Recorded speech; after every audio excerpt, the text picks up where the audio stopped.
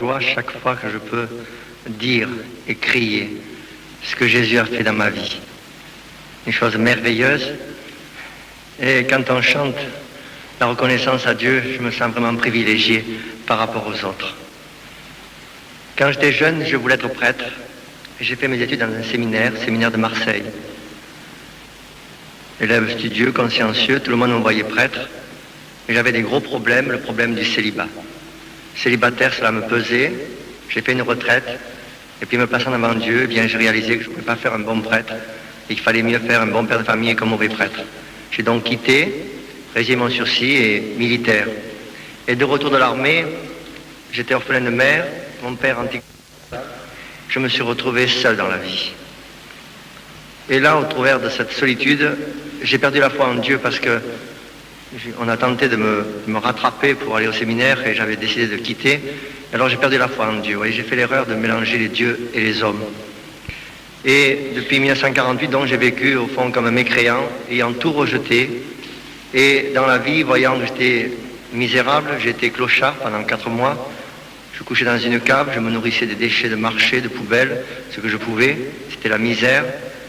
Et j'ai pris une rage au cœur, c'est de gagner de l'argent. Je me suis dit, il faut gagner de l'argent, puisque dans la vie, il n'y a que l'argent qui compte.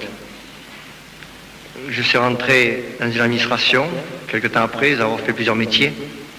Et puis après l'électronique, puis après artiste professionnel, précipitateur. J'étais donc précipitateur professionnel également. Et j'ai gagné pas mal d'argent. Mais le Seigneur m'attendait au virage. Vous savez, le Seigneur a un plan pour chacun d'entre nous. Il nous veut pour sa gloire, il nous veut pour son service, et il nous cherche. Jusqu'à ce que nous ayons compris ce qu'il attend de nous. Et je n'avais pas compris cela. Je l'ai compris bien après. En allant travailler dans l'administration, j'étais toujours dans l'administration, je me rendais à mon travail en scotter, et j'ai été écrasé entre 2 voitures. Ma tête a frappé le coffre d'une traction avant, et une 4 chevaux m'a pris sur l'arrière. Et vous savez ce qui se passe quand 2 voitures se télescopent et qu'il y a une colonne vertébrale entre les deux? Eh bien, c'est jamais les voitures qui se font mal, mais bien la colonne vertébrale. Je me suis retrouvé à la suite de cet accident grand invalide. J'ai été appareillé pendant 4 ans et demi. Je ne sais pas si cela vous représentez ce que ça veut dire appareiller. Porter un appareil, un corset qui me soutenait la tête et un lombosta. 2 ans après cet accident, je prenais des béquilles en plus et je marchais avec des béquilles comme ça. Et pour moi, c'était une catastrophe parce que ça a été fini pour moi. Moi qui comptais avoir réussi dans la vie, avoir de l'argent, etc., puis me retrouver comme cela invalide. Mais je voudrais quand même donner mon témoignage en détail. Quand j'ai eu l'accident, je me suis dit, le gars qui m'a envoyé en l'air, il faut qu'il paye. Alors, j'ai décidé de faire un procès. Et médicalement, j'aurais dû quitter l'appareil après 2 ans, ou avant 2 ans. Et comme j'étais en plein procès, j'ai continué à garder l'appareil. J'ai refusé les soins médicaux qui s'imposaient à l'époque, la rééducation. Et quand le procès était terminé, le tribunal m'a accordé un dommage-intérêt de 20 200 000 anciens francs. Pour vous dire qu'on n'accorde pas 20 millions à quelqu'un s'il n'a rien. Il y a eu une expertise, un rapport de 16 pages. Et les chirurgiens qui m'ont vu après, vous savez ce qu'ils m'ont dit? Monsieur Duc, avant 5 ans, vous serez paralysé. Sachez une chose, quand vous serez paralysé, dites-vous bien, ce sera de votre faute. Et pour moi, ça a été un poids énorme, un fardeau épouvantable. Je me suis retrouvé 4 ans et demi après dans un lit paralysé, couché sur une planche, père de famille de 4 enfants, dans un lit paralysé. Et je disais, cela, c'est par ta faute, pour avoir refusé les soins, pour ne pas avoir fait la rééducation. Maintenant, tu es soudé, maintenant, tu es là dans un lit paralysé, tu ne peux plus rien faire. Il y avait un remords dans mon cœur, quelque chose d'épouvantable qui me rongeait. Et puis, paralysé encore, j'aurais supporté, mais ce qui était abominable, c'était les douleurs. J'avais l'impression d'un rat qui me rongeait la nuque. Et je hurlais jour et nuit. Au début, on a tenté des calmants, j'ai eu de la morphine, une injection toutes les 8 heures. Ensuite, toutes les 6 heures, toutes les 4 heures. Puis toutes les heures, la morphine n'agissait plus. On m'a donné des spalmagine, Dominalfort, Dolosal, tous les calmants associés. Dans la nuit du 16 novembre 1964, ma femme avait fait une injection de 4 calmants dans la même seringue. Un quart d'heure après, je hurlais toujours, j'avais toujours mal. Et les chirurgiens m'avaient dit, lorsque vous serez paralysé, il faudra, quand les calmants n'agiront plus, il faudra ouvrir le rachis cervical, scier les ailettes de vertèbres, tenté de racler l'arthrose, dégager les nerfs cervico-brachialiques, les nerfs du grand droit, nerfs sciatiques, pour essayer de vous débloquer, mais comme c'est passé sous le bulbe rachidien, j'avais les 5 premières vertèbres, C1, C2, C3, C4, C5, puis L4 et L5, donc qui avaient été écrasés. Et comme c'est passé sous le bulbe rachidien, si on touche le bulbe, c'est la mort. Vous avez 4 enfants le plus tard possible. Pour moi, l'opération, c'était la dernière issue. Je savais que la mort était là. Et croyez-moi, quand on est paralysé, quand on sait que les gamins n'agissent plus, eh bien, on est paniqué par la mort. On a beau fanfaronner, mais quand la mort est là, j'étais paniqué. C'est pour vous dire dans quel état j'étais, ce que j'ai ressenti à ce moment-là. La souffrance, mais aussi le remords, le fardeau, tout cela. Quand ma femme est partie chercher le médecin, dans mon lit de paralysé, j'ai crié à l'Éternel. Et il m'a répondu, comme dit le psalmiste. J'ai dit, je sais que tu existes, je n'en peux plus, je capitule maintenant. Ce que tu voudras. Capituler devant Dieu. Voilà ce que le Seigneur attendait de moi. Quand le médecin est arrivé, il m'a dit, Monsieur Duc, on ne peut rien faire. Demain, au lever du jour, intervention chirurgicale. On tente le tout pour le tout. La réponse de Dieu, à 7 heures du matin, un prédicateur gitan. Il y avait à ce moment-là, en 1964, à Marseille, une convention de Zigane charismatique. Et ce prédicateur gitan suivait une tribu qu'il évangélisait. Il se trouvait à Marseille. Pour gagner sa vie, il vendait du linge. Et à 7 heures du matin, il est parti dans ce village, habité à 20 km de Marseille, à Roquefort-la-Bédoule, dans les Bouches-du-Rhône. Et il est venu dans ce village pour vendre du linge. Et il a vu cette maison, j'avais été dans une maison sur une colline, isolée. Il a vu cette villa, il dit, je vais aller voir cette villa pour vendre du linge. Quand il s'est approché, il a entendu hurler dans la maison. Vous savez, je hurlais jour et nuit à crier sans pouvoir avoir de calmant, sans pouvoir m'arrêter. Je n'avais plus de force, je n'avais plus de larmes. C'était vraiment des choses abominables que de passer ce que j'ai passé. Et quand cet homme a entendu hurler, il a posé son trousseau, puis il a dit à ma femme, je veux voir cet homme. Pourquoi faire? Je veux le voir. Sans dire le pourquoi. S'il avait dit pour parler de Jésus, ma femme l'aurait mis dehors. Mais là, sans dire pourquoi, alors ma femme était intriguée. Vous savez, un gitan, il avait le teint basané, un type espagnol, seul avec un mari paralysé, elle a eu peur. Elle m'a rentré dans la chambre, il me dit, c'est dehors, il y a un gitan, il a une sale tête, il fait peur. Elle m'a dit cette option-là. Il veut te voir, il n'a pas dit pourquoi. Alors j'avais un gros berger allemand et j'ai dit à ma femme, écoute, fais-le rentrer, reste sur la porte. S'il y a quelque chose, tu détaches le chien, puis tu laisses faire. Qu'est-ce qu'on risque? Et alors cet homme est entré dans la chambre et sa première parole a été « Frère, je viens de te guérir parce que Dieu t'appelle pour prêcher l'évangile. » J'ai entendu ça, je me dis « Mais qu'est-ce que c'est cette hurluberlue ?» Moi, prêcher l'évangile alors que je suis dans un lit paralysé et puis connaissant tout ce que je connaissais, saturé de toutes choses religieuses, alors je me suis dit « Ou c'est un charlatan ou c'est un illuminé. » Et pour faire la part des choses, je lui ai proposé de l'argent. Je lui ai dit « Qu'est-ce que tu veux? Tu veux de l'argent ?» Il me dit « Non, je viens de te parler de Jésus. » Moi, j'ai dit, écoute, Jésus, j'en ai assez, tu perds ton temps. Il ne s'est pas découragé pour autant. Il a sorti sa Bible. Il ne savait pas lire, mais il avait une Bible toute bariolée de couleurs. Alors, il cherchait avec sa mémoire visuelle un passage, puis il dit à ma femme, lisez-lui ce passage. Et ma femme commence à me lire le passage où Jésus a guéri Bartimée l'aveugle. Dès qu'il a commencé à lire, ma femme a commencé à lire, je dis, arrête, je connais. Alors, elle a rendu la Bible, et puis il a recherché notre passage. Lisez-lui ceci. C'était le paralytique de Capernaum. Je dis, je connais. Chaque fois, je disais, je connais, je connais. Puis je me suis rendu compte qu'il voulait faire une prière, que c'était gratuit. Alors je me suis dit, ça ne me fera pas de mal, ça pourra peut-être me faire du bien. Allons-y pour sa prière. Et cet homme me dit, si tu veux qu'on prie, il faut que tu donnes ton cœur à Jésus. Oui, je donne mon cœur à Jésus. Il faut que tu crois. Oui, je crois. Je disais oui, surtout pour me débarrasser. Je le sentais important. Alors j'ai accepté, donc il prie. Et puis cet homme a prié. Et après la prière, il a regardé. J'étais toujours paralysé. Et il m'a dit, quel dommage, si tu avais cru. À moi-même, j'ai eu un moment de satisfaction de dire, je savais bien, j'avais raison, c'est de la blague, ces choses-là. Et puis je dis, mais tu ne comprends pas que je suis condamné par la médecine, qu'il n'y a plus rien à faire. Et il me dit, mais tu ne comprends pas que Jésus est vivant? Quel dommage, si tu avais cru, tu aurais été guéri. J'ai dit, tu croyais que j'allais me lever comme ça, sauter comme un lapin, plus rien? Il me dit, exactement. J'ai dit, c'est honteux, tu viens de tromper un paralysé, je ne peux pas te mettre des choses pareilles. Il me dit, mais tu crois que je serais venu te tromper, de dire une chose fausse? Jésus est vivant, si tu avais cru, quel dommage. Et il avait une tristesse, cet homme-là. Il est reparti tout triste devant mon incrédulité. Il était 8h30, cet homme est parti. Et à partir de ce moment-là, je n'ai plus de douleur. J'ai attribué cela au hasard, coïncidence. Il a un grand dos, vous savez, on met tout sur le compte du hasard. J'ai refusé l'intervention chirurgicale du fait que je n'avais plus de calmant, que je n'avais plus mal. Quand je ne bougeais pas, je n'avais pas mal. Le médecin est arrivé le soir à 5 heures. Comment on attend M. Duc à la clinique, on dérange tout le monde, puis il ne vient pas, etc. Il refuse l'ambulance. Je dis, docteur, depuis ce matin, je n'ai plus mal et je préfère attendre. Alors il appelle ma femme dans la cuisine et j'étais paralysé, mais j'avais l'oreille fine. Votre mari a la volonté, même s'il n'a pas mal, faites-lui ces injections toutes les heures. Il voulait me faire l'injection, je dis, non, docteur, ma femme le fera. Et quand il est parti, je dis à ma femme, j'ai entendu, c'est pas de la volonté, je n'ai pas mal. Dans la nuit du 16 au 17 novembre 1964, j'ai pu dormir pour la première fois d'un seul trait sans me réveiller. Le lendemain matin, je me suis souvenu que j'avais crié à Dieu dans la nuit. Je me suis souvenu de ce gitan qui venait me parler de Jésus. Et cette phrase qui m'est revenue comme une flèche, un harpon dans mon cœur, quel dommage. Si tu avais cru, tu aurais été guéri. Alors je dis, mais c'est vrai, ça fait 24 heures que la douleur n'est plus là. Mais peut-être que la paralysie, peut-être aussi serait partie. Et j'ai commencé à espérer, puis j'avais un doute, un combat. S'il pouvait revenir. Je lui ai dit, c'est pas la peine, il perd son temps, s'il pouvait revenir. Et vous voyez qu'il faut toujours insister quand on évangélise. Cet homme est revenu à 9 heures. Et ma femme, quand elle est arrivée, elle a dit, mon mari depuis hier n'a plus de douleur. Alléluia, aujourd'hui il va marcher. Mais alors je le voyais sûr de lui, j'ai dit vraiment, il était sûr de lui. Alors il me disait qu'il était pasteur et moi dans mon cœur, j'étais un catholique badigeonné, puisque je ne pratiquais plus, j'avais tout rejeté. Je lui ai dit, mais qu'est-ce qu'il faut faire? Il faut changer de religion, ça je ne voulais pas changer de religion. Je voulais rester dans ma religion, puis il me disait qu'il était pasteur. Et il me dit, regarde le soleil. Est-ce qu'il est gitan? Est-ce qu'il est français, russe ou américain? Il est au-dessus de tous les hommes.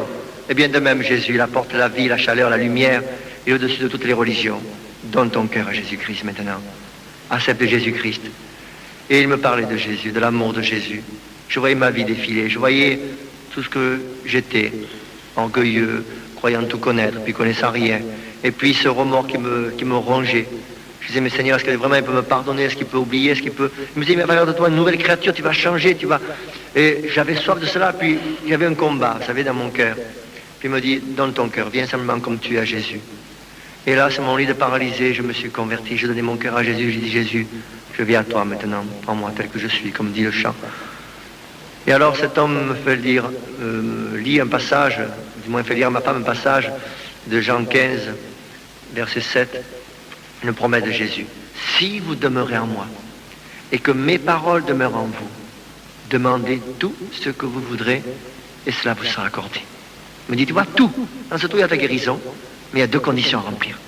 Si vous demeurez en moi. Tu me dis que tu as accepté Jésus-Christ, tu peux me le dire et ne pas le faire. Tu te trompes toi-même. Mais si tu l'as fait, alors eh bien la promesse va se réaliser. Et cet homme m'a dit, tu vois, après la prière, tu vas te lever, tu vas marcher. J'étais content, puis je me dis, non, c'est pas possible, il y avait un combat terrible. Et cet homme prie pour moi. Il me disait, tu vois, je pose les mains, puisque Jésus dit de poser les mains aux malades, puis les malades seront guéris. Il pose les mains, et puis Père Céleste, prie, etc. Et je me souviens, il termine sa prière, au nom de Jésus, lève-toi et marche. Il me dit, eh bien maintenant, tu crois que Jésus l'a fait? Bien là, debout. Il me prend par le bras, et il m'assoit sur le lit. Je me suis assis, mais je me plie en 2. Il me dit, debout, tu es guéri. Je me suis retrouvé, je ne sais pas comment, debout à gauche de mon lit, en train de faire cette gymnastique-là. Je n'arrivais pas à réaliser que je me pliais en 2, que j'étais plus soudé. Et puis, d'un coup, je me suis dit, mais c'est pas possible. Là, vous savez, pendant quelques minutes, j'ai cru vraiment perdre la raison. Je me dis, mais qu'est-ce qui m'arrive? Je dois faire un rêve, c'est un rêve, je dors. Alors je me suis pincé pour me dire, mais réveille-toi, qu'est-ce que tu fais là? Réveille-toi, sors de ton rêve. Puis une pensée a traversé mon esprit, j'ai compris. Je dois être mort. Et j'ai regardé sur ma planche s'il n'y avait pas mon corps allongé. Vous savez, c'est vraiment terrible dans des situations comme ça. Et puis je vois encore ma femme devant moi. À ce moment-là, j'ai vu, bien sûr, il n'y avait rien sur ma planche. Et devant moi, je vois ma femme avec 2 larmes sur ses joues. Puis quelque chose dans mon cœur qui me disait, mais regarde, tu n'as plus de corset, tu n'as plus de béquilles. Tu ne comprends pas que tu es guéri. Tu doutes encore. J'ai dit, quel pauvre homme je fais. Guéri, là, plus rien, et je doutais encore. Là, je me suis effondré en larmes. J'ai pleuré, ma femme pleurait, le frère gitan pleurait. Nous étions là, c'était indescriptible. Puis j'étais là vraiment, cet événement merveilleux. Et puis il est parti, il continue à vendre son linge. Et puis toute la journée, évidemment, plus rien. Puis à 5 heures, voilà que le médecin arrive. Que faire? Faire des ennuis à ce brave gitan? Je ne voulais pas qu'on entende de guérisseur. Alors, ma première idée a été de me remettre sur ma planche, sur le côté gauche. Le médecin rentre et il me dit, comment ça va? Je lui dis, docteur, je marche. Vous plaisantez aujourd'hui? Non, non, docteur, je ne plaisante pas, je marche. Alors il s'assoit, il croise les bras, puis il me dit, ben alors faites-moi voir. Et là, quand il m'a vu debout, il est venu sur moi. Là, vous avez mal? Je dis, non, non, docteur. Et là, vous avez mal? Alors tournez la tête à droite, à gauche. Et puis il voulait vérifier la souplesse de la colonne vertébrale, se rendre compte vraiment si elle était encore soudée ou si elle était souple. Alors il m'a fait mettre les bras comme ceci, et il m'a pris par le haut des épaules. Il m'a soulevé pour vérifier la souplesse de la colonne vertébrale. En me soulevant, il a lâché prise, il soutenait ses reins, et me disait « Oh, mes reins !» Je ne connaissais pas assez le Seigneur pour lui parler de la guérison divine. Je disais « Vous avez mal, docteur ?» C'est moi le malade qui regardait notre client. Je ne sais pas ce qui s'est fait, mais enfin, ça n'a pas été bien grave, puisqu'après il s'est remis. Il m'a posé une question simplement. Est-ce que vous vous sentez de monter dans ma voiture? Je ne savais pas du tout ce qu'il voulait faire, où il voulait en venir. J'ai dit oui, je me sens absolument en pleine forme. Bon, alors je vous emmène. J'ai pris mon par-dessus. Je suis monté dans sa voiture et il m'a mené tout de suite au docteur Tessier, radiologue à Aubagne, à 8 km de là où j'habitais. Il y avait encore des clients dans la salle d'attente. Je suis passé devant tout le monde. Là, j'ai eu priorité, comme j'avais ma carte de priorité. Et il a pris des radios. Il a développé les clichés tout de suite. Et quand le médecin est sorti du laboratoire, vous savez, il était livide. Il avait l'impression qu'il avait reçu un coup de marteau sur la tête. Il était là, abasourdi, et il m'a dit « Monsieur Duc, je ne comprends pas. Qu'est-ce qui s'est passé? Vous avez une colonne vertébrale plus belle que la mienne. » Je ne sais pas dans quel état était la sienne, mais il m'a dit « plus belle que la mienne. » Alors je lui ai raconté, le docteur, ne vous fâchez pas, et avec précaution, j'ai essayé de lui expliquer.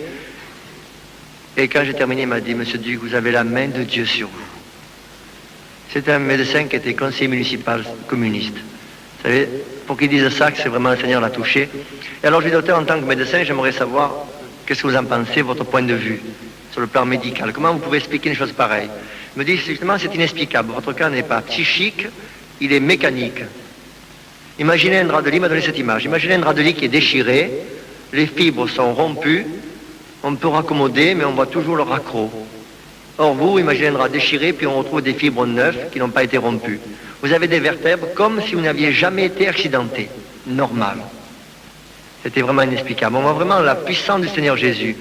Et croyez-moi, j'ai eu pas mal de difficultés après ma guérison. Des difficultés tout d'abord administratives. Je travaillais à la sécurité sociale. J'ai été reconnu grand invalide, irrécupérable donc. Et pour les médecins, il n'y a pas de guérison. J'avais une pension de grand invalide.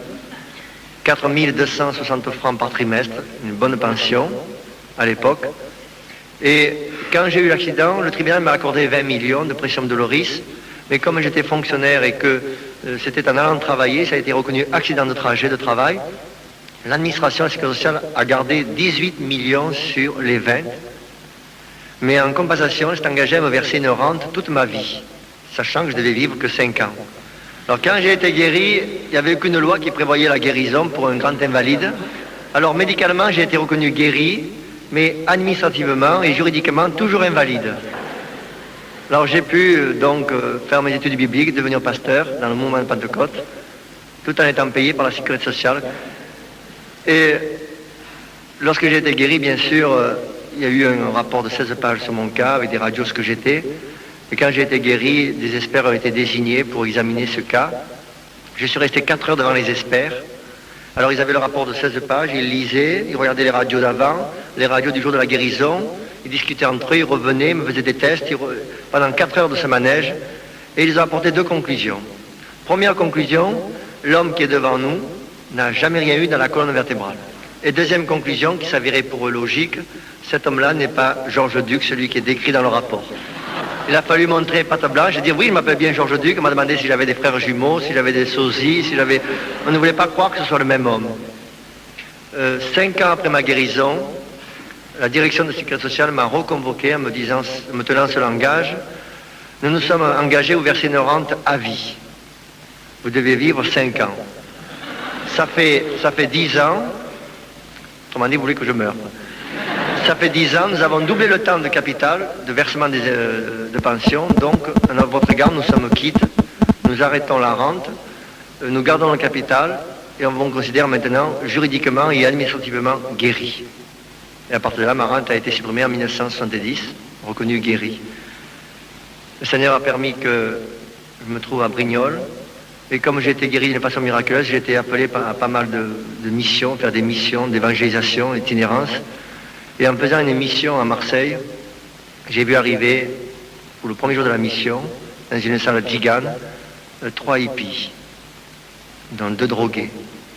Le lendemain, ils étaient 5. Le surlendemain, ils étaient 9. Et j'ai trouvé un blocos. J'ai commencé à aménager ce blocos, à faire un refuge. Et c'est comme ça que l'œuvre d'évangélisation parmi les hippies a commencé à Marseille. Je me suis retrouvé là avec 9 hippies, puis j'ai dû abandonner, quitter Brignoles pour m'occuper que des jeunes. Et je vous donne mon témoignage pour que vous ayez à cœur de prier pour cette œuvre-là. Un travail énorme. Des âmes en détresse, des jeunes qui font la route, qui ne connaissent pas Christ. Et j'ai à cœur ce fardeau-là. Évangélisation des hippies, des drogués. Dans ce blocos à Marseille, quand je priais pour les jeunes, eh bien le Seigneur délivrait les jeunes. Il donne ses ministères de délivrance, et ça c'est important. Et il faut justement qu'il y ait derrière des prières pour que ces jeunes soient délivrés. Ces jeunes qui arrivent, eh bien je leur dis, je leur donne mon témoignage, ça frappe ces jeunes-là. Ils se disent vraiment, parce que je peux dire que je suis guéri devant tous, mais quand les jeunes me voient vivre 24 heures sur 24 avec eux, le travail que je fais, porter des sacs de ciment, faire de sortes de travaux, là ils se rendent compte que vraiment ma colonne vertébrale est solide et qu'elle n'a absolument rien. Et ça frappe les jeunes de voir que le Seigneur, eh bien, fait tout à merveille. Et il le fait jusqu'au bout. Depuis le refuge de Marseille, qui a été fermé parce qu'il a pris feu 2 fois, il y a eu des incendies, pas le véritable feu que j'aurais voulu, mais enfin il y avait quand même l'esprit aussi qui était là. Je me suis retrouvé dans un château à la française, où j'ai ouvert un centre d'évangélisation pour les jeunes. Et depuis, nous avons eu de grandes joies, des jeunes qui ont été libérés, délivrés par la puissance du Saint-Esprit, des jeunes qui ont été délivrés par la puissance du Seigneur, c'est cela, oui. Et je vous demande de prier pour cette œuvre-là. Je comprends que le Seigneur m'a choisi pour ce travail-là, et le Seigneur a un plan pour chacun de nous. Il a permis que je me retrouve drogué à la morphine, il a permis que je me retrouve clochard en 1948, parce qu'il avait un plan pour son œuvre. Et il faut qu'on sache, que vous sachiez, bien-aimés, que le Seigneur a chacun de nous un plan différent. Et ce qu'il nous demande, c'est la disponibilité. Si nous savons être à l'écoute, être disponible, sensible à l'esprit, alors le Seigneur nous conduira, nous dirigera, il nous placera dans un endroit où il y aura la bénédiction, parce que nous sommes dans le lieu où Dieu nous veut. Je voudrais aussi donner un témoignage de baptême dans le Saint-Esprit. J'ai été dirigé par ce prédicateur gitan dans une assemblée pentecôtiste. Bon, je suis rentré là, j'ai écouté la parole de Dieu, j'ai obéi à la parole de Dieu. Et j'ai recherché ce baptême du Saint-Esprit. J'avais fait des recherches maintes fois dans l'assemblée, rien ne venait. Je ne comprenais pas pourquoi je n'étais pas baptisé du Saint-Esprit. Et puis au moment où je m'y attendais le moins, un dimanche soir, je raccompagnais mes beaux-parents chez eux, et je rentrais à 10h du soir sur l'autoroute Marseille-Aubagne, à 100 km/h sur l'autoroute. J'étais seul dans la voiture et je parlais au Seigneur dans ma voiture. J'étais obligé de m'arrêter en catastrophe sur le bord de la route.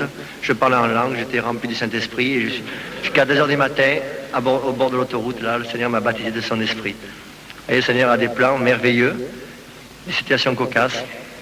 Et le Seigneur est vraiment bon, est vraiment extraordinaire. Et je lui rends vraiment grâce pour tout ce qu'il a fait dans ma vie. Je voudrais que ce témoignage vous aide à comprendre, eh bien, que le Seigneur m'a béni, mais qu'il veut aussi vous bénir tous. Le Seigneur est merveilleux, il est vraiment merveilleux. À lui soit toute la gloire.